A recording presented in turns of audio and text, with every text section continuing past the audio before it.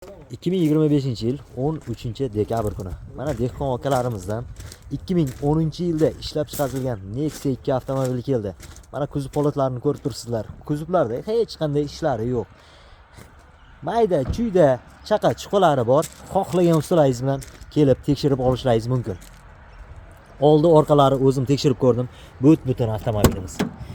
Salonlari mana. Avtomobilimiz 3 quruq yurgan. Salonlarni ko'rib turibsizlar mana. Tuning qilingan bo'ldi. Motorlari 1.6. Umuman moy yemaydi. Hadovoy motorlari, korobkalarida hech qanday ishi yo'q. Ushbu avtomobilimizni naq pulga dehqon akamizni o'zlari 43 million so'm bersa, shunday sotib yuboraman deyapti.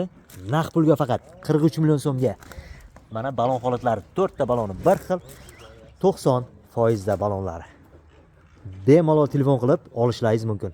Aka, telefon nomeringizni aytib yuboring. 93 lik 552 70 10 telefon nomeriga bemalol telefon qilaverasizlar. Avtomobilimiz Zomin tumanida turibdi.